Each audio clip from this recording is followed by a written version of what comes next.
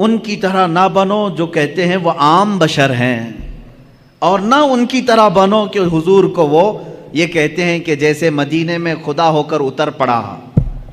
ہم نہ غلو کرنے والوں میں سے ہیں اور نہ گستاخی کر کے نیچا دکھانے والوں میں سے ہیں۔ ہمارا عقیدہ اہل سنت کا یہ ہے، اللہ رب العزت کی ساری مخلوق میں اگر سب سے افضل کوئی انسان ہے وہ محمد رسول اللہ صلی اللہ علیہ وسلم۔ افضلیت مصطفیٰ صلی اللہ تعالیٰ علیہ وسلم پر ایک نہیں دو نہیں بے شمار دلیلیں موجود ہیں، قرآن کی بھی حدیث کی بھی۔ قرآن کہتا ہے تلک الرسل فضلنا بعضهم علی بعض، یہ وہ رسول ہیں جن میں سے ہم نے بعض کو بعض پر فضیلت دی ہے۔ رسولوں میں بعض کو بعض پر فضیلت دی گئی ہے یا نہیں ہے؟ اللہ تعالیٰ نے چند نبیوں کا ذکر اس میں فرما دیا، جیسے اللہ تعالیٰ فرماتا ہے موسیٰ علیہ السلام سے اللہ نے بات فرمایا، ان کو کلام کرنے کا معجزہ دیا۔ وَكَلَّمَ اللَّهُ مُوسَىٰ تَكْلِيمًا، اللہ نے موسیٰ سے کلام کیا۔ عیسیٰ علیہ السلام کے متعلق فرمایا وہ روح القدس کے ذریعے سے ان کی مدد کی۔ عیسیٰ علیہ السلام کو اللہ تعالیٰ نے بعض نبیوں پر مقام بلند فرمایا۔ ابراہیم علیہ السلام کے متعلق قرآن کہتا ہے وَاتَّخَذَ اللَّهُ إِبْرَاهِيمَ خَلِيلًا، اللہ نے ابراہیم کو خلیل بنایا۔ خلیل کس کو کہتے ہیں؟ دوست کو۔ خلیل کس کو کہتے ہیں؟ دوست کو کہتے ہیں۔ اسی طرح بعض انبیاء کرام علیہ السلام کے متعلق قرآن میں آیا ہے، اور ہم جب انبیاء کے نام لیتے ہیں تو دیکھیں میں آپ کو گناتا ہوں، سیدنا آدم صفی اللہ کہتے ہیں، اللہ کے وہ صفی ہیں۔ سیدنا نوح نجی اللہ کہتے ہیں، اللہ کے وہ نجی ہیں۔ حضرت ابراہیم علیہ السلام کے نام کے ساتھ سیدنا ابراہیم خلیل اللہ، سیدنا اسماعیل ذبیح اللہ، سیدنا موسیٰ کلیم اللہ، سیدنا داؤد خلیفۃ اللہ، سیدنا عیسیٰ روح اللہ۔ اللہ کے یہ کچھ نہ کچھ ہیں، کوئی اللہ کا صفی ہے، کوئی اللہ کا نجی ہے، کوئی اللہ کا خلیل ہے، کوئی اللہ کا ذبیح ہے، کوئی اللہ کا صدیق ہے، کوئی اللہ کا خلیل ہے، کوئی اللہ کا روح ہے۔ لیکن جب میرے آقا صلی اللہ تعالیٰ علیہ وسلم کے لیے اللہ نے فرمایا تو کیا فرمایا؟ محمد صلی اللہ تعالیٰ علیہ وسلم حبیب اللہ۔ یہ کیا ہے؟ اللہ کے حبیب۔ ایک ورڈ ایسا ہے حبیب کا جو کسی دوسرے نبی کے لیے نہیں آیا۔ حبیب کسے کہتے ہیں؟ خلیل دوست ہو گیا، صفی چنا ہوا، نجی شرافت میں ہے، اور دیگر انبیاء کی جو صفات ہیں وہ اپنی جگہ پر ہے۔ حبیب کہتے ہیں محبت کا وہ درجہ جس کو اعلیٰ حضرت رحمۃ اللہ تعالیٰ علیہ نے اپنے شعر میں یوں فرمایا، میں تو مالک ہی کہوں گا کہ ہو مالک کے حبیب، میں تو مالک ہی کہوں گا آپ کو یا رسول اللہ، میں تو آپ کو مالک ہی کہوں گا کہ ہو آپ مالک کے حبیب۔ کیونکہ جو حبیب ہوتا ہے اور جو محب ہوتا ہے دونوں کے درمیان کیا معاملہ ہوتا ہے؟ مثال کے طور پر میں اگر کسی سے محبت کر رہا ہوں تو محبت کا تقاضا یہ ہے کہ یہ میرا موبائل ہے، یہ میرا ہے، لیکن جب میرا حبیب سامنے ہوگا تب میں یہ نہیں کہوں گا یہ میرا ہے۔ یہاں میرا تیرا نہیں ہوتا، جو میرا ہے وہ اس کا ہے، جو اس کا ہے وہ میرا ہے۔ حبیب میں یہ نسبت ہوتی ہے، خلیل میں نہیں، صدیق میں نہیں، حبیب میں یہ نسبت ہوتی ہے، جو میرا ہے وہ میرے حبیب کا ہے، اور جو حبیب کا ہے وہ میرا ہے۔ اب اعلیٰ حضرت کا شعر پڑھو تو سمجھ میں بھی آئے اور مزہ بھی آئے۔ فرماتے ہیں میں تو مالک ہی کہوں گا یا رسول اللہ کہ ہو آپ مالک کے حبیب، یعنی محبوب و محب میں نہیں میرا تیرا، محبوب و محب میں نہیں میرا تیرا، اس میں میرا تیرا نہیں ہوتا۔ تو جہاں حبیب کی بات آتی ہے وہاں میرا اور تیرا نہیں ہوتا۔ عزیزان گرامی وقار، حضور پاک صلی اللہ تعالیٰ علیہ وسلم کی افضلیت اس سے ہے کہ آپ کو صرف مخلوق میں یعنی عام انسانوں میں افضل اللہ نے نہیں بنایا، بلکہ انبیاء کرام علیہ السلام میں بھی افضل بنایا۔ اتنا ہی نہیں بلکہ رسول اعظام اور فرشتگان جو اللہ کے مقرب فرشتے ہیں ان سے بھی افضل بنایا۔ حضور صلی اللہ تعالیٰ علیہ وسلم کو ان سے بھی افضل بنایا۔ یہ باقی رہے مخلوقات جنات ہوں حیوانات ہوں یہ تمام چیزیں اپنی جگہ پر، لیکن اللہ کے جو مقرب فرشتے ہیں جو حاملان عرش ہیں، اللہ کے عرش کو اٹھائے ہوئے ہیں، جو نبیوں تک پیغام لانے والے ہیں، جو پورے کائنات کے لیے آسمان سے بارشیں برسانے اور پانی پہنچانے کا نظام سنبھالتے، ان تمام ملائکہ سے اللہ تعالیٰ نے اپنے نبی کو مکرم بنایا، معظم پیدا فرمایا، افضل بنایا ہے۔ اس کی کئی دلیلیں اور کئی مثالیں میں آپ کو بتا دوں۔ حضور پاک صلی اللہ تعالیٰ علیہ وسلم کی افضلیت دیکھیں، اعلیٰ حضرت رحمۃ اللہ تعالیٰ علیہ کے اشعار یہاں پر ہمیں بار بار یاد آتے ہیں۔ وہ جہنم میں گیا جو ان سے مستغنی ہوا۔ مستغنی کہتے ہیں جو یہ کہے نہیں مجھے رسول کی کوئی ضرورت نہیں، مستغنی کہتے ہیں اس کو، کہتے ہیں جو یہ کہے بے نیاز ہوں میں۔ وہ جہنم میں گیا جو ان سے مستغنی ہوا، ہے خلیل اللہ کو حاجت رسول اللہ کی۔ انبیاء کرام علیہ السلام کو رسول اللہ کی حاجت رہی ہے۔ کیسے؟ اب شروع سے چلتا ہوں میں۔ سب سے پہلے انسان، سب سے پہلے نبی، سب سے پہلے رسول آدم علیہ الصلاۃ والتسلیم ہے۔ جب آدم علیہ الصلاۃ والتسلیم کی پیدائش ہوئی، ولادت ہوئی، تو جانتے ہیں آپ ولادت کے احوال اور قوائف پڑھیں تو تفاسیر میں یہ بات ملتی ہے کہ زمین سے مختلف علاقوں کی مٹی لائی گئی، فرشتوں نے لا کر کے گوندھا، جنت کے پانی سے اسے گوندھا گیا، اور اس کے بعد ایک شکل بنائی گئی۔ شکل بنانے کے بعد یہ تو جسم کی شکل ہوئی، اللہ رب العزت نے اب اس میں روح ڈالنی تھی۔ روح کیا چیز ہے؟ قرآن میں اللہ تعالیٰ نے فرمایا روح جو ہے یہ اللہ کا نور ہے، اللہ کا امر ہے۔ یسألونک عن الروح قل الروح من امر ربی، اللہ نے فرمایا کہ روح جو ہے اللہ کا حکم ہے یا اللہ کا نور ہے۔ نور جب یہ جسم میں ڈالنا ہوا، کس میں؟ آدم علیہ السلام کے جسم پاک میں، جس کو فرشتوں نے گوندھا تھا مٹی سے اور پانی سے، اور اس کو آگ سے تپا کر کے گرم کیا گیا تھا، 4 عناصر اس کے اندر رکھے گئے تھے۔ اب آدم علیہ السلام کے روح ڈالنی تھی جسم کے اندر، تو بزرگان دین نے لکھا ہے کہ روح کو ڈالا گیا، روح باہر آ گئی، کیونکہ روح نور ہے اور جسم مٹی سے بنا ہوا اندھیرا ہے۔ اندھیرا اور نور ایک جگہ جمع نہیں ہوتے، نور آیا تو اندھیرا نہیں ہوگا، اور اندھیرا ہے تو اس کا مطلب نور نہیں ہے۔ روح کا اور جسم کا ملاپ کیسے ہو؟ روح باہر آئی، پھر ڈالا گیا، وہ باہر آئی، روح کہنے لگی کہ مولا اس میں گھبراہٹ ہے، اندھیرا ہے، روح کو اس میں قرار پانا ہے۔ بزرگان دین ائمہ تفاسیر نے لکھا ہے کہ اللہ تعالیٰ نے روح کو اس کے اندر قرار رکھنے کے لیے آدم علیہ السلام کی پیشانی میں نور محمدی کو رکھا، مصطفیٰ کریم صلی اللہ تعالیٰ علیہ وسلم کے نور پاک کو رکھا، اور پھر روح کو ڈالا گیا۔ آدم علیہ السلام کے جسم پاک میں روح آئی، آپ کو پہلی مرتبہ ایک چھینک آئی، اور آپ نے الحمدللہ کہا، یہاں سے ہے انسان کے سانس لینے کی ابتدا۔ میرے عزیزو، کائنات پہ سب سے پہلا انسان جو روح والا بنا اور سانس لینے کے قابل بنا، تو میں یہ کہتا ہوں کہ وہ نور محمدی کے صدقے میں سانس لیا، سانس لیا ہے۔ کس کی بدولت؟ نور محمدی کے بدولت۔ مصطفیٰ کریم صلی اللہ تعالیٰ علیہ وسلم کا نور پاک آدم علیہ السلام کی پیشانی میں رکھا گیا۔ اب یہ نور جو ہے منتقل ہوتے ہوئے میرے آقا صلی اللہ علیہ وسلم کے والد ماجد تک آیا ہے۔ انشاءاللہ العزیز جب موقع آئے میلاد پاک کا، میں اس نور کے منتقل ہونے کی کیفیت کو بھی عرض کروں گا۔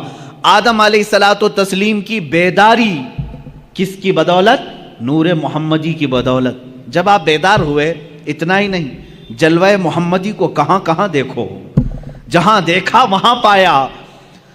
آدم علیہ السلام جب بیدار ہوئے، فرشتوں کو حکم ہوا کہ انہیں سجدہ کرو، فرشتے سجدہ کیے، ابلیس انکار کیا، مردود ہوا، اور اس کے بعد آدم علیہ الصلوۃ والتسلیم کو جنت میں ٹھہرایا گیا۔ آدم علیہ السلام جنت کے ہر دروازے کو دیکھتے، ہر دیوار کو دیکھتے، فرماتے ہیں ہر دروازے پر، ہر دیوار پر لکھا ہوا تھا لا الہ الا اللہ احمد رسول اللہ۔ آسمانوں میں میرے نبی کا نام کیا ہے؟ احمد ہے، زمینوں میں میرے آقا کا نام محمد ہے۔ عزیزان گرامی، آدم علیہ السلام نے جگہ جگہ پر کیا نام دیکھا؟ حضور پاک صلی اللہ علیہ وسلم کا نام رب ذوالجلال کے نام کے ساتھ، اب سنیے، یہ خیال آپ کے دل میں تھا، سوال بھی کیا آپ نے مولا سے، اے رب ذوالجلال تیرے نام کے ساتھ یہ ایک دوسرا نام کس کا ہے؟ اللہ رب العزت نے فرمایا وہ میرے حبیب کا نام ہے۔ وہ کہاں رہتا ہے؟ اللہ نے فرمایا وہ تو تیری ہی نسل میں بآخری زمانے میں پیدا ہوگا۔ یہ بات آئی گئی، آدم علیہ الصلوۃ والتسلیم کو اللہ تعالیٰ نے جنت میں ٹھہرانے کے بعد حکم فرمایا تھا، آپ کے جسم پاک سے حوا کو پیدا کیا گیا، اور اس کے بعد حکم ہوا کہ تم دونوں جنت میں ٹھہری رہو، لیکن ایک درخت تھا جنت میں جس کے قریب جانے سے اللہ نے منع فرمایا تھا، لا تقربا هذه الشجرہ، اس درخت کے قریب مت جانا۔ اللہ بہتر جانتا ہے وہ کیا حکمت تھی۔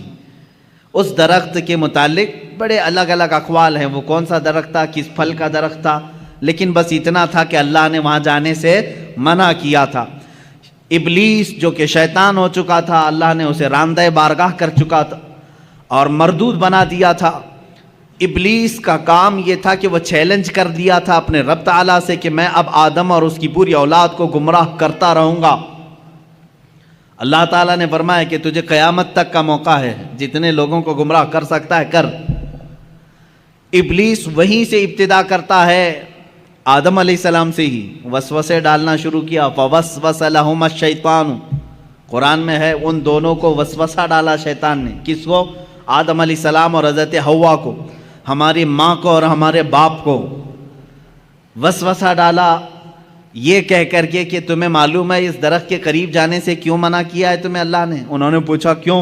کہا اگر تم یہ درخت کا پھل کھا لوگے الا ان تکونا ملکین او تکونا من الخالدین، اس نے کہا کہ اگر تم یہ پھل کھا لوگے تو یا تو بڑے معزز فرشتے بن جاؤ گے یا تو ہمیشہ جنت میں ہی رہو گے، اور جو نہیں کھاتا وہ جنت سے نکل جائے گا۔ ان کو ایسا لگا کہ جنت چھوڑنا نہیں چاہیے۔ تو ہو سکتا ہے انبیاء کرام علیہ السلام کی بات ہے، میں بڑے ادب سے یہاں کہوں گا، آدم علیہ السلام اور حضرت بی بی حوا کے درمیان بات چیت ہوئی، آخر کار وہ پھل کھا لیے، قریب بھی گئے، پھل کھا بھی لیے، اور اللہ رب العزت کا عتاب ہوا۔ اللہ نے فرمایا اب اترو، تم زمین پر جاؤ۔ زمین پر اتار دیا گیا، دونوں کو الگ الگ اتارا گیا۔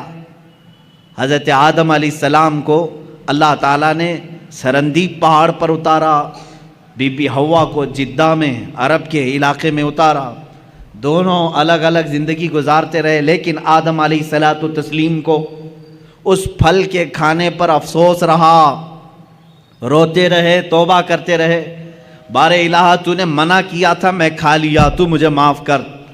آدم علیہ السلام سب سے زیادہ رونے والوں میں شمار ہوتے ہیں، اتنا روئے تھے کہ تقریباً 300 سال کا عرصہ گزر گیا تھا۔ آدم علیہ الصلوۃ والتسلیم نے بے انتہا آہ و بکا کی اللہ کی بارگاہ میں۔ اب مجھے جو بات عرض کرنی ہے یہ پورے واقعے میں وہ اب حاصل کلام یہ ہے، آدم علیہ الصلوۃ والتسلیم 300 سال روتے رہے، جنت میں رہے، جنت سے اترے، زمین پر آئے، 300 سال رہے، روتے رہے، اللہ کی طرف سے کوئی پیغام نہیں، توبہ قبول ہوئی نہیں ہوئی اس کے متعلق کوئی اشارہ نہیں۔ 300 سال کے بعد خود اللہ قرآن میں فرماتا ہے ہم نے آدم کے دل میں ایک بات ڈال دی۔ وہ بات کیا تھی؟ فَتَلَقَّى آدَمُ مِن رَبِّهِ كَلِمَاتٍ، اللہ نے اپنے آدم علیہ السلام نے اپنے رب سے کچھ کلمات سیکھ لیے۔ وہ کلمات کیا تھے؟ آدم علیہ الصلوۃ والتسلیم 300 سال پہلے کی بات یاد کرنے لگے، جب اللہ نے میرے جسم میں روح ڈالی اور روح سے میں بیدار ہوا، جنت کی ہر کھڑکی ہر دروازے پر میں نے ایک نام دیکھا تھا میرے خدا کے نام کے ساتھ، یہ بات یاد آئی، وہی کلمہ یاد آیا، وہی کلمہ یاد آیا جو جنت کی ہر در و دیوار پر لکھا ہوا تھا۔ تب آپ نے عرض کیا اے مولا جس کا نام تو نے اپنے نام پاک کے ساتھ لکھا ہے، اگر وہ تیرا محبوب ہے تو اس کی بدولت میری توبہ کو قبول فرما لے۔ اللہ رب العزت نے فوراً جبرائیل امین کو بھیجا اور فرمایا فتاب علیہ، اللہ نے تمہاری توبہ قبول کر لی۔ اللہ توبہ کے قبول ہونے میں اتنی سرعت، اتنی جلدی، اتنی تیزی اگر کسی نام کی وجہ سے ہے تو محمد عربی صلی اللہ علیہ وسلم کی۔ قرآن نے یہی کہا ہے اگر اے مومنو اگر تم اپنی جانوں پر ظلم کر لو، گناہ ہو جائے تو کہاں آؤ؟ قرآن میں ہے مسجد میں آؤ نہیں، کعبے میں آؤ نہیں، اے مومنو تم میرے رسول کے پاس آؤ، جاؤکا، اے رسول یہ تمہارے پاس آ جائیں، اور اگر آپ ان کے لیے سفارش کر دیں تو اللہ ان کی توبہ قبول کرے گا۔ اب اندازہ کریں، آدم علیہ الصلوۃ والتسلیم کی توبہ قبول ہوئی، برکت کس کی تھی؟ محمد عربی صلی اللہ علیہ وسلم کی۔ مصطفیٰ کریم صلی اللہ تعالیٰ علیہ وسلم کا نام پاک آپ نے لیا اور دعا قبول ہوئی۔ اب سنیے ایک اور مزے کی بات، بعض روایات میں یہ بات ملتی ہے کہ آدم علیہ السلام خوش ہوئے، جبرائیل آئے جنت سے پیغام لے کر، اللہ تعالیٰ نے آپ کی توبہ قبول فرمائی۔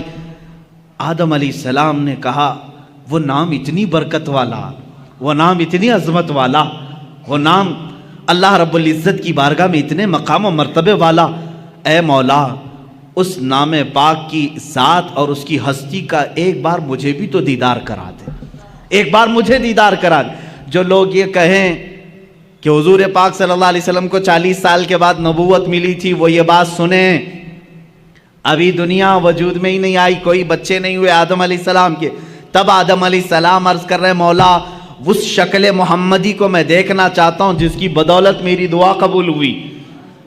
اللہ تبارک و تعالیٰ نے آدم علیہ السلام سے فرمایا کہ تم اپنے دونوں انگوٹھوں کے ناخنوں میں دیکھو، یہ بیان کیا ہے کہ دونوں انگوٹھوں کے ناخنوں میں آپ نے دیکھا حضور پاک صلی اللہ تعالیٰ علیہ وسلم کا نور پاک ان کے انگوٹھوں میں رکھا گیا۔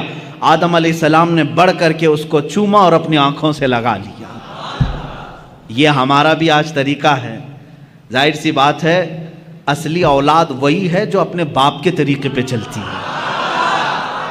محمد صلی اللہ تعالیٰ علیہ وسلم، ہم کس کے طریقے پر چل رہے ہیں؟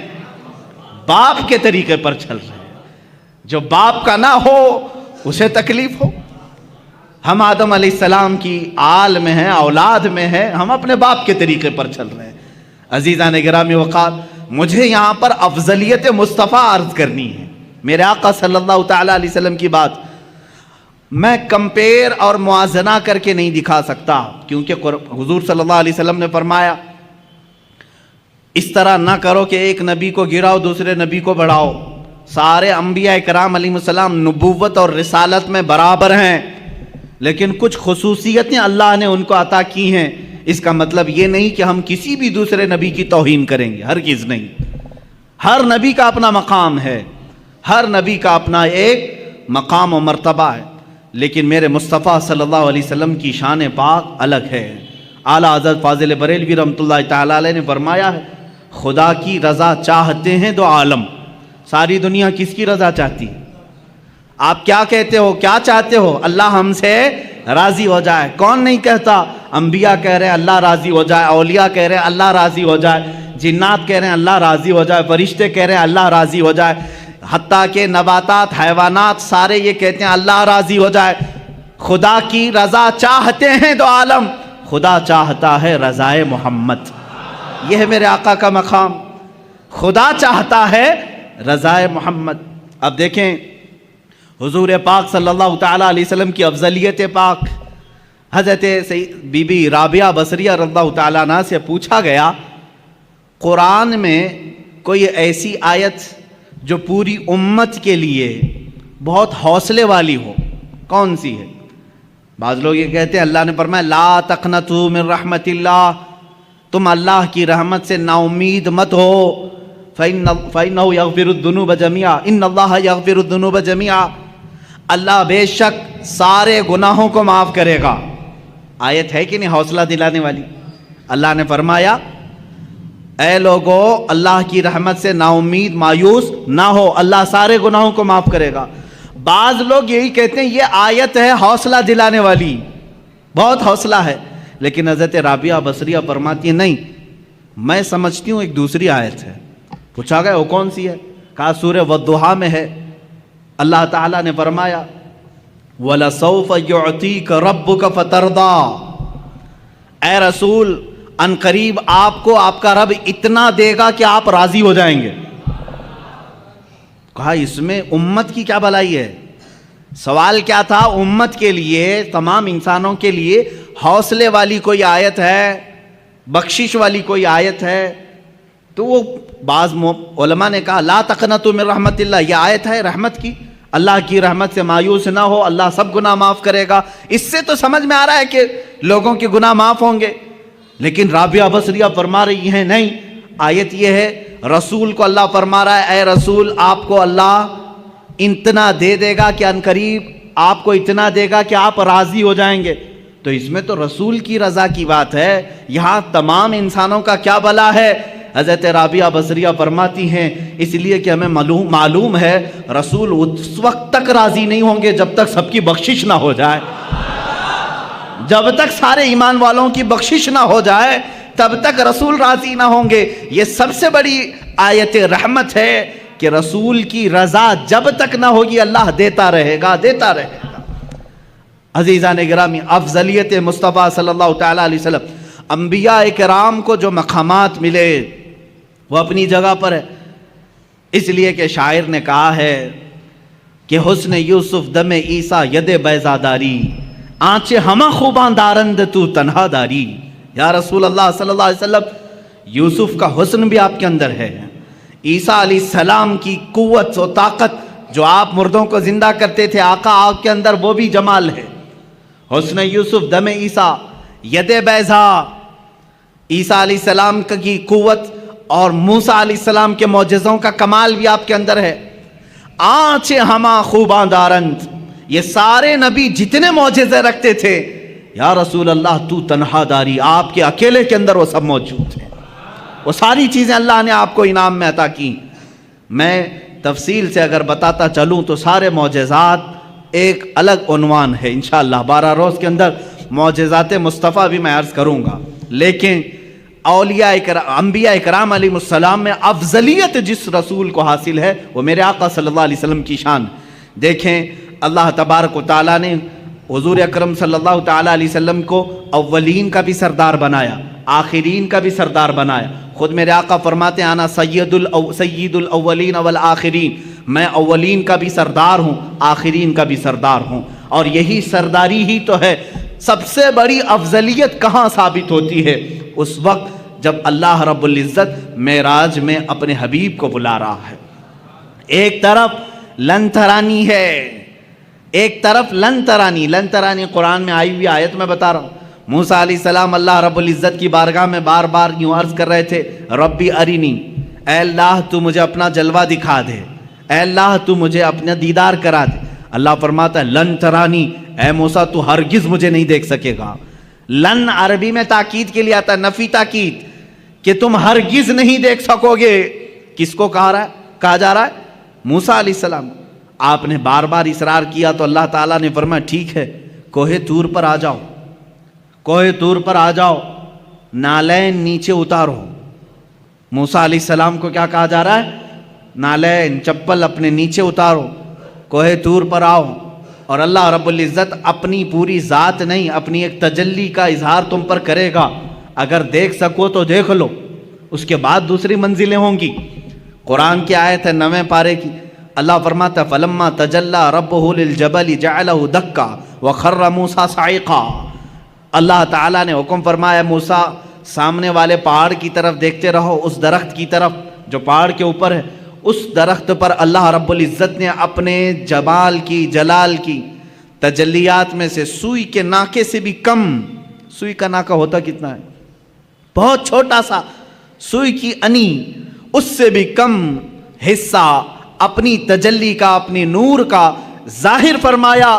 قرآن کہتا ہے جعلہ دکا، پورا پہاڑ زلزلہ میں تبدیل ہوا، زلزلے میں آ گیا، پورا پہاڑ جل گیا۔ وخر موسیٰ صعقا، اور غش کھا کر کے موسیٰ علیہ السلام زمین پر گر گئے، غش کھا گئے، دیکھ نہیں سکے کس چیز کو؟ جو سوئی کے ناکے کے برابر رب ذوالجلال کی تجلی تھی۔ فلما افاق قال سبحانک تبت الیک، جب وہ بیدار ہوئے، موسیٰ علیہ السلام نے کہا اے اللہ تیری بلندی ہو، تیری پاکی ہو، میں رجوع کرتا ہوں اپنی اس بات سے جو پہلے کہہ رہا تھا کہ اللہ تو مجھے دکھا دے۔ پھر دوبارہ انہوں نے یہ بات نہیں کہی کہ اے اللہ تو مجھے دکھا دے، اے اللہ تو مجھے اپنا دیدار کرا دے۔ یہ تو موسیٰ علیہ الصلوۃ والتسلیم کی شان ہے، کیونکہ اللہ تعالیٰ نے فرمایا کسی بشر میں یہ طاقت نہیں کہ وہ براہ راست اپنے رب کو دیکھ سکے۔ کسی بشر کے اندر یہ آنکھیں دی نہیں گئیں کہ وہ براہ راست اپنے پیدا کرنے والے خالق کو دیکھ سکے. لیکن یہی معاملہ جب میرے آقا کے ساتھ ہوا، 26 رجب المرجب ہے، اللہ کے حبیب صلی اللہ تعالیٰ علیہ وسلم اپنے دولت کدے پر حضرت ام ہانی کے گھر پر آرام فرما رہے ہیں. جبرائیل امین آئے اور آ کر کے میرے آقا صلی اللہ تعالیٰ علیہ وسلم کو بیدار کر رہے ہیں. تو بیداری کا طریقہ بھی بتایا گیا ہے. انہوں نے اپنی پیشانی حضور کے تلووں سے لگائی. ٹھنڈک سے آپ بیدار ہوئے. پوچھا جبرائیل اس وقت آنا کس بات کا ہے؟ جبرائیل نے کہا اللہ تعالیٰ آپ کو آسمانوں کی سیر کرانا چاہتا ہے، جنت، دوزخ، عرش، کرسی، لوح و قلم کے دیدار کرانا چاہتا ہے. اے رسول گرامی وقار، آج آپ کی معراج کا وقت ہے، آپ کی معراج کی شب ہے، اللہ تعالیٰ آپ کو اپنی زیارت کرانا چاہتا ہے. حضرت جبرائیل امین نے جب یہ کہا، حضور اکرم صلی اللہ تعالیٰ علیہ وسلم اٹھے، بیدار ہوئے اور وہاں سے مسجد حرم شریف تشریف لے گئے. براق آپ ہی کے لیے بنائی گئی سواری، اس پر اس سے پہلے نہ کوئی سوار ہوا نہ ان کے بعد کوئی سوار ہوا. یہ حضور کی خصوصیات میں سے ہے. براق کی تیز رفتاری ایسی تھی جہاں تک ایک نگاہ پہنچتی ہے وہاں اس کا پہلا قدم ہوتا تھا. براق کی تیز رفتاری. رسول کریم صلی اللہ تعالیٰ علیہ وسلم اس پر جلوہ فرما ہو کر آسمانوں کے سفر پر گئے. لیکن اس سفر میں میرے آقا کی افضلیت تمہیں جگہ جگہ میں بتاؤں. اللہ اکبر. حرم پاک سے مسجد اقصی تک کا سفر تو قرآن میں اللہ نے بیان کیا ہے. سبحان الذی اسری بعبدہ لیلا من المسجد الحرام الی المسجد الاقصی. پاک ہے وہ ذات جس نے اپنے بندے کو رات کے ایک چھوڑے سے وقت میں مسجد حرم سے مسجد اقصی تک کا سفر کرایا. مسجد اقصی کسے کہتے ہیں؟ بیت المقدس جو فلسطین میں ہے، جو ہمارا قبلہ اول ہے. پہلے ہم اسی کی طرف منہ کر کے نماز پڑھتے ہیں. حضور پاک صلی اللہ تعالیٰ علیہ وسلم مسجد اقصی گئے تو سفر کے درمیان یہاں مسجد اقصی آنے کا کیا مطلب ہے، کیا وجہ ہے؟ یہاں آئے حضور پاک صلی اللہ تعالیٰ علیہ وسلم تو دیکھا آپ تنہا نہیں تھے. آدم علیہ السلام سے لے کر عیسیٰ علیہ السلام تک جتنے نبی دنیا میں آئے سب کے سب وہاں جمع تھے، سب کے سب جمع تھے. حضور پاک صلی اللہ علیہ وسلم جیسے ہی تشریف لائے سبوں نے حضور اکرم صلی اللہ علیہ وسلم کا استقبال کیا.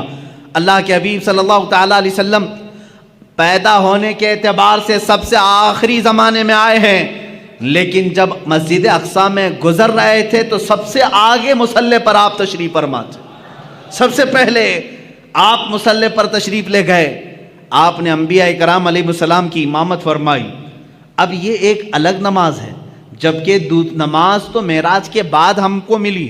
وہ نماز انبیاء کی مخصوص نماز تھی، وہ تو صرف میرے آقا کی امامت دکھانی مقصود تھی. اس نماز کو نہ میں جمعہ سے تشبیہ دے سکتا ہوں نہ عید سے تشبیہ دے سکتا ہوں، اس لیے کہ نہ دنیا میں ایسی کوئی نماز ہوئی ہے نہ ہوگی جس کا امام سید الانبیاء اور مقتدی سارے رسول، سارے انبیاء. ایسی نماز کہاں؟ وہ خود اپنی اپنی شریعتوں کے مالک، اپنی اپنی امتوں کے آقا، لیکن آج میرے نبی کی اقتداء میں مقتدی بنے ہوئے تھے. لیکن اس نماز کا ایک الگ حال ہے. حضور نے امامت فرمائی. امام ہی خطبہ دیتا ہے یا نہیں؟ جمعہ میں جو نماز پڑھایا وہی خطبہ دے رہا ہے، عید میں جو نماز پڑھایا وہی خطبہ دے رہا ہے. لیکن اس نماز کا حال ایسا نہیں تھا. حضور نے امامت تو فرمائی، خطبہ سب سے پہلے آدم علیہ السلام نے دیا، پھر ابراہیم علیہ السلام نے دیا، پھر اسماعیل علیہ السلام نے دیا، پھر موسیٰ علیہ السلام نے دیا، پھر عیسیٰ علیہ السلام نے دیا. کئی انبیاء کرام علیہ السلام خطبہ دے رہے تھے. یہ کیا خطبہ تھا؟ ہر نبی آتے تھے محمد عربی صلی اللہ علیہ وسلم کی تعریف بیان کرتے تھے. میرے عزیزوں، پھر کہتے ہو مولود کی محفل شرک و بدعت ہے. ان انبیاء کرام کو کیا فتویٰ دو گے جو نبی بازو بیٹھے ہیں اور ان کی تعریف میں وہ مدح سرائی کر رہے ہوں؟ حضور پاک صلی اللہ تعالیٰ علیہ وسلم کی تعریف بیان کرنا یہی تو مولود کی محفل ہے، یہی تو میلاد کی محفل ہے. میلاد کی محفل میں مجھے بتاؤ کیا گانے بجانے ہوتے ہیں، کیا ڈھول باجے ہوتے ہیں؟ یہاں سیرت مصطفیٰ بیان کی جا رہی ہے. یہی تو ہم بیان کر رہے ہیں. اللہ کے نبی سب سے اعلیٰ ہیں، سب سے افضل ہیں، سب سے اشرف ہیں، سب سے اکرم ہیں. حضور کی تعریف بیان کرنا یہ تو معراج کے سفر میں انبیاء کی بھی سنت ہے. مسجد اقصی میں سارے نبیوں نے خطبہ دیا. وہ کتنا وقت لگا ہوگا اللہ ہی بہتر جانے، اللہ ہی بہتر جانے. نبیوں کی طاقت و قوت اپنی جگہ پر، اس کو آپ گیس نہیں کر سکو گے اللہ نے نبیوں کو کیا طاقت دی ہے، کون سی قوت ہے۔ یہاں لوگ حضور کی طاقت ناپنے کی کوشش کر رہے ہیں، دوسرے نبیوں کی طاقت ان کا اندازہ نہیں کر سکو گے۔ نماز ادھر پڑھائی، جلسہ ختم ہوا، حضور پاک صلی اللہ علیہ وسلم پھر سفر پر روانہ ہوئے۔ کہاں؟ اب آسمانوں کا سفر تھا، جبکہ فرمایا گیا ہے آسمانوں کا سفر براق پر، اور وہ بھی تیز رفتار براق۔ لیکن حدیث میں یہ ملتا ہے میرے آقا صلی اللہ تعالیٰ علیہ وسلم پہلے آسمان پر جب پہنچے، دروازہ کھٹکھٹایا گیا، آسمان کا دروازہ ہے، یہ اللہ بہتر جانے، فرشتوں نے دروازہ کھولا، اور جیسی پہلے آسمان پر آپ گئے، میرے آقا فرماتے میں نے آدم علیہ السلام سے ملاقات کی۔ کس سے؟ آدم علیہ السلام سے ملاقات کی۔ آدم علیہ السلام وہاں استقبال کے لیے تھے۔ ہر آسمان پر اللہ کے نبی صلی اللہ علیہ وسلم نے ایک ایک نبی سے ملاقات کی، حضرت یوسف علیہ السلام سے، حضرت عیسیٰ علیہ السلام سے، ساتویں آسمان پر حضرت ابراہیم علیہ السلام تھے۔ یہ ہر آسمان پر ایک ایک نبی سے ملاقات کی، اور ان نبیوں نے وہاں میرے آقا کا استقبال کیا۔ کہیں دہن کے گھوڑے دوڑاؤ تو ادھر کے ادھر ہو جاؤ گے، خیالات اور اپنی عقل کو دوڑاؤ گے تو ادھر کے ادھر ہو جاؤ گے۔ مولانا ابھی تو آپ کہہ رہے تھے رسول سارے نبیوں کی امامت کر رہے تھے، اور ابھی آپ کہہ رہے ہیں کہ وہ آسمانوں پر مل رہے تھے، بات تو ہے نا؟ ہاں تو مجھے تو ظاہر واضح کرنا ہی پڑے گا۔ ہاں یقیناً مسجد اقصی میں امامت میرے آقا کر رہے تھے، نبی اقتداء کر رہے تھے، اور آسمانوں میں بھی انبیاء پہنچے تھے۔ حضور پاک صلی اللہ تعالیٰ، اب یہاں کہیں ایسی تو بات نہیں کہ حضور کی رفتار دھیمی ہے اور دوسرے نبیوں کی رفتار اور تیز ہے، وہ پہلے پہنچے ہوئے ہیں حضور سے۔ یہ خیال آئے گا، کوئی یہ سوال کرے گا دوسرے رسول تو میرے نبی سے پہلے پہنچ گئے تھے آسمانوں پر، حضور تو بعد میں آئے۔ میرے عزیز، یہ سفر کو تمہیں سمجھنا ہوگا، یہ سفر عام سفر نہیں ہے، عام سفر نہیں ہے، یہ سفر ایسا ہی ہے جیسا کوئی دولہا اپنے گھر سے نکلتا ہے۔ دولہا جب اپنے گھر سے نکلتا ہے، کیونکہ ہم نے شروع سے دیکھا ہے اس سفر کو، دیکھتے ہیں آپ جیسے ہی آپ دولہا بنے، ہمارے ہاں گھوڑوں اور گھوڑیوں کا رواج تو ہے نہیں، یو پی وغیرہ میں آپ جائیں گے تو آج بھی دولہے گھوڑی پر بیٹھتے ہیں سنور کر کے۔ ہاں آپ وہ گھوڑی پر بیٹھتے ہیں اور آپ یہاں گاڑی پر بیٹھتے ہیں، بات ایک ہی ہے۔ جیسے ہی دولہا سج کر سنور کر تیار ہو کر گھر سے نکلتا ہے، ماں باپ ہوتے ہیں، رشتہ دار ہوتے ہیں، کھڑے رہتے ہیں، بھائی بہن، گھر سے جب دولہا رخصت ہو رہا ہوتا ہے، گاڑی میں بٹھانے سے پہلے اس کا صدقہ اتارا جاتا ہے، اور جب دولہا بہت خوبصورت لگتا ہے، ماں کہتی ہے سبحان اللہ، باپ کہتا ہے سبحان اللہ، بھائی کہتے ہیں سبحان اللہ، کہنا بھی چاہیے، اللہ اس کو نظر سے محفوظ رکھے۔ دولہے کو دیکھ کر کہتے ہیں سبحان اللہ، بہت اچھا لگ رہا ہے، ماشاء اللہ بہت اچھا لگ رہا ہے، کہتے ہیں۔ اب میرے عزیز، اس سفر کے شروعات میں دولہا جب تیار ہوتا ہے تو رشتہ دار اس کو سبحان اللہ کہتے ہیں، لیکن جب میرے آقا صلی اللہ تعالیٰ علیہ وسلم اپنے گھر سے اٹھائے گئے اور مسجد حرم میں آپ کا سینہ پاک دھویا گیا اور آپ کو سواری پر بٹھایا گیا، اب یہاں نہ کوئی رشتہ دار ہے، میرے آقا صلی اللہ علیہ وسلم تو یتیم تھے، والد بھی نہیں اور والدہ بھی نہیں تھی، اور آپ کے بھائی نہیں تھے، بہنیں نہیں تھیں، اب یہاں اس دولہے کو کون کہے، سواری پر بیٹھا ہے۔ تب ہم نے قرآن کے 15ویں پارے کو پڑھا، اللہ فرما رہا ہے سبحان الذی اسریٰ بعبدہ، یہ پارہ ہی یہاں سے شروع ہوتا ہے، کوئی اور نہیں کہے گا محبوب، تمہارا خدا کہے گا سبحان اللہ، پاک ہے وہ ذات جس نے تمہیں سوار کرایا ہے۔ یہ اور شان ہے میرے مصطفیٰ کی، ہم گاڑی پر گھوڑے پر بیٹھیں، رشتہ دار سبحان اللہ کہیں، میرا نبی اگر سواری پر بیٹھے تو اللہ سبحان کہے، ان کا خالق خود کہے سبحان الذی۔ یہ سفر جو ہے باراتی اور دولہوں کا ہے، کبھی آپ نہیں دیکھتے کہ یہاں پر بھائی بہن سب تو دیکھ رہے تھے گاڑی پر بیٹھنے کے بعد، لیکن جب دولہا حال میں پہنچا ہے تو وہاں دیکھا یہی بھائی یہی بہنیں سب پہلے سے پہنچے ہوئے ہیں۔ کیوں؟ اس لیے کہ دولہے کا استقبال کرنا ہے، یہ سفر دولہے کا استقبالی سفر ہے۔ یہی میرے عزیزو، جب میرے آقا معراج کے سفر میں تھے، یہاں امامت تو کی مسجد اقصی میں، خطبے تو سب کے سنے، لیکن جب آسمانوں پر پہنچنا تھا تو حضور کا جو گھوڑا تھا براق ہے، وہ دھیمی رفتار سے چل رہا تھا، جیسے دولہے کی کی سواری چلتی ہے، اور انبیاء پہلے سے پہنچے ہوئے تھے، اس لیے نہیں کہ وہ نبی سے زیادہ رفتار رکھتے ہیں، اس لیے پہنچے تھے کہ دولہے کا انہیں استقبال کرنا تھا۔ یہ سفر کی حکمت ہے۔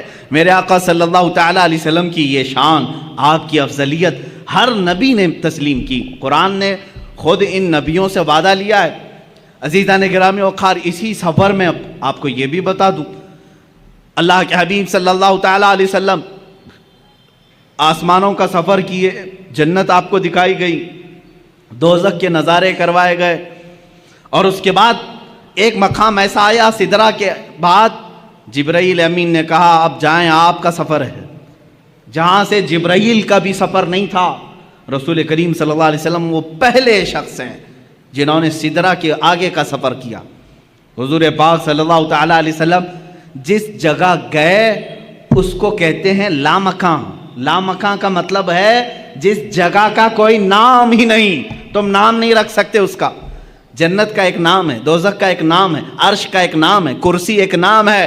حضور نے اس جگہ کا سفر کیا جس کو لامکاں کہتے ہیں، اس کا نام ہی نہیں، اب ہم نام نہیں رکھ سکتے اس جگہ کا۔ وہ کہاں ہے یہ وہی جانے جو سفر کیا ہو یا جس نے سفر کرایا ہو۔ اللہ رب العزت نے اپنے قرب کی منزلوں سے آپ کو ہمکنار فرمائے، یہاں تک کہ میرے آقا صلی اللہ تعالیٰ علیہ وسلم معراج کی شب ارشاد فرماتے ہیں میں نے اپنے ماتھے کی آنکھوں سے اپنے رب کی تجلیات کو دیکھا، اللہ رب العزت کی ذات کو دیکھا۔ کیسے دیکھا؟ دور سے دیکھا، بلکہ قرآن کہتا ہے فَكَانَ قَابَ قَوْسَيْنِ أَوْ أَدْنَىٰ، یہ سورہ نجم کی آیتیں، کان قاب قوسین او ادنا۔ قوسین کہتے ہیں تیر، معلوم ہے بان اور تیر جو یہاں پر ہوتی ہے۔ فرمایا قرآن نے دو کمان کے اندر تیر رکھ کر کے مارتے ہیں نا، دو کمانوں سے کم کا فاصلہ تھا، اتنے قریب میرا حبیب آیا۔ اور کیسے دیکھا؟ موسیٰ علیہ السلام نے کوہ طور پر جو دیکھا وہ بہت چھوٹی سی تجلی تھی، اور کیسے ابھی پورا دیکھ ہی نہیں پائے تھے، پلک جھپک رہے تھے، تبھی غش کھا کر گرے۔ اور اللہ کے حبیب صلی اللہ علیہ وسلم کیسے دیکھے؟ نبی سے نہیں، قرآن سے ہی پوچھیں۔ سورہ نجم میں اللہ فرماتا ہے ما زاغ البصر وما طغى، ایسا دیکھا حبیب نے کہ نہ کبھی آنکھ جھپکی نہ پلٹی، اپنے رب کو دیکھتے رہے۔ لقد رأى من آیات ربہ الکبریٰ، اپنے رب کی نشانیوں کو دیکھتے رہے جیسے پوری آنکھیں کھلی رکھ کر کے کوئی دیکھتا ہے۔ کون یہ؟ کس نے دیکھا؟ یہ موسیٰ سے پوچھے کوئی، کس نے دیکھا؟ یہ موسیٰ سے پوچھے کوئی۔ آنکھ والوں کی ہمت پہ لاکھوں سلام۔ اسی لیے میرے اعلیٰ حضرت نے فرمایا ہے اب رسول پاک صلی اللہ تعالیٰ علیہ وسلم نے ذات خداوندی کو اپنے ماتھے کی آنکھوں سے دیکھا تھا۔ اب یہاں موسیٰ علیہ السلام کے دربار میں میں پھر آتا ہوں۔ موسیٰ علیہ السلام نے بہت چھوٹی تجلی دیکھی، لیکن کمال اتنی تجلی دیکھنے کے بعد بھی یہ کمال تھا کہ روایات یہ بتاتی ہیں موسیٰ علیہ السلام کی اب آنکھ میں آنکھ ڈال کر کے کوئی دیکھ نہیں سکتا تھا، اتنا جلال تھا، اتنا جلال تھا۔ اور موسیٰ علیہ السلام فرماتے ہیں رات کے اندھیرے میں 3 میل دور، 3 میل کا مطلب وہ 4.5 کلومیٹر، 4.5 کلومیٹر دور تک اگر کسی پتھر پر کوئی کالی چیونٹی چل رہی ہو، موسیٰ علیہ السلام فرماتے ہیں میں اس کو آرام سے دیکھ سکتا ہوں۔ 3 میل دور رات کے اندھیرے میں کالی چونٹی کسی کالے پتھر پر رینگ رہی ہو، موسیٰ علیہ السلام فرماتے ہیں میری آنکھیں اسے آرام سے دیکھ سکتی ہیں۔ یہ جلوہ تھا اس ہلکی سی تجلی کو دیکھنے کا، اس ہلکی سی تجلی کو دیکھنے کا۔ اور جس نے سراپا خدا کی ذات کو دیکھا اس کی آنکھوں کے نور کا حال کیا ہوگا۔ اسی لیے میرے اعلیٰ حضرت نے فرمایا اور کوئی غیب کیا تم سے نہاں ہو بھلا، جب نہ خدا ہی چھپا تم پہ کروڑوں درود۔ اعلیٰ حضرت رحمۃ اللہ تعالیٰ علیہ نے فرمایا ہے یا رسول اللہ دل فرش پر ہے تیری نظر، سر عرش پر ہے تیری گزر، دل فرش پر ہے تیری نظر، ملکوت و ملک میں نہیں کوئی شے وہ جو تجھ پہ آیا نہیں۔ کون سی ایسی چیز ہے جو رسول پاک سے چھپی ہوئی ہے؟ موسیٰ علیہ السلام جب رات کے اندھیرے میں 3 میل دور دیکھ سکتے ہیں تو اے سنیوں کیا ہمارا یہ عقیدہ نہیں ہو سکتا 4000 کلومیٹر دور مدینہ طیبہ سے ہمارا آقا ہم غلاموں کو دیکھ رہا ہے، محفل پاک کو ہماری وہ ملاحظہ فرما رہے ہیں۔ عزیزان گرام وقار، رسول کریم صلی اللہ تعالیٰ علیہ وسلم کی افضلیت پاک انبیاء کرام علیہ السلام کی زندگیوں سے۔ اب پھر میں موسیٰ علیہ السلام ہی کی بات کروں۔ جب آپ سنتے ہوں گے معراج کے واقعات تو یہ بات تو ضرور سنتے ہوں گے، 50 نمازیں دی گئی تھی حضور کو امت کے لیے تحفہ، لیکن کم کس نے کرایا؟ موسیٰ علیہ السلام نے۔ یہ چوتھے آسمان پر یا 5ویں آسمان پر ملتے تھے، حضور پاک صلی اللہ تعالیٰ علیہ وسلم سے ملاقات ہوئی، رب تعالیٰ کے متعلق پوچھا، کہا آپ کی امت یہ 50 نمازیں نہیں پڑھ سکے گی، کم کرائیں۔ 5 کم ہوئی، 5 کم ہوئی، 5 کم ہوئی، 9 مرتبہ میرے آقا گئے۔ کہاں پر؟ اپنے رب کی بارگاہ میں 9 مرتبہ۔ یہاں سب پہلے سے طے تھا، نمازیں بچنی 5 ہی ہیں۔ اللہ کو تو معلوم تھا، اللہ رب العزت قادر مطلق ہے، یہ 9 مرتبہ گھومنے پھرنے کا معاملہ کیا ہے؟ اوج پر جانا میرے حضور کا ہے۔ حضور پاک صلی اللہ تعالیٰ علیہ وسلم بار بار جا رہے ہیں۔ موسیٰ علیہ السلام کو جب معلوم تھا کہ یہ امت 5 سے زیادہ نہیں پڑھ سکتی تھی، تو جب 50 حضور لے آئے تھے، سیدھے کہہ دیتے اے رسول جائیں ڈائریکٹ 45 کم کرا کے آ جائیں۔ موسیٰ علیہ السلام نے ایک بار بھی نہیں کہا اور کم کرائیں۔ کتنا؟ یہ نہیں، اور کم کرائیں، اور کم کرائیں۔ 5 بچے رہ گئے، جبکہ موسیٰ علیہ السلام اب بھی کہہ رہے تھے اور کم کرائیں۔ یہ حدیث پاک میں اللہ کے نبی صلی اللہ علیہ وسلم نے آخر میں فرمایا اب مجھے حیا آتی ہے کم کرانے میں۔ حضور نے آخر میں فرمایا اب اس کی حکمت جو سیرت نگار بزرگان دین ہیں فرماتے ہیں، بات در حقیقت نمازوں کے کم کرانے کی نہیں تھی۔ موسیٰ علیہ الصلوۃ والتسلیم جو کوہ طور پر جلوہ دیکھ نہ سکے تھے، وہ نگاہ مصطفیٰ میں دیکھ رہے تھے، میرے آقا صلی اللہ تعالیٰ علیہ وسلم کی نگاہوں میں دیکھ رہے تھے۔ تازہ تازہ جلوہ ہے، ابھی رب کو دیکھ کر یہ بندہ آیا ہے، اللہ رب العزت کا خصوصی بندہ، اس کا حبیب، اس کا محبوب، ابھی یہ جلوہ دیکھ کر آیا ہے۔ رب تبارک و تعالیٰ کے جلوے ان کی آنکھوں میں سمائے ہوئے تھے۔ موسیٰ علیہ السلام یہ کہتے ہیں کہ انہی جلووں کو ان آنکھوں سے دیکھ لو، پھر بھیجتے کہ تازہ پھر دیکھ کر کے آئیں گے، پھر میرے مولا کے جلوے ان کی آنکھوں میں دیکھنے کو ملیں گے۔ اسی لیے تو اعلیٰ حضرت نے فرمایا کس نے یہ دیکھا؟ موسیٰ سے پوچھے کوئی، آنکھ والوں کی ہمت پہ لاکھوں سلام۔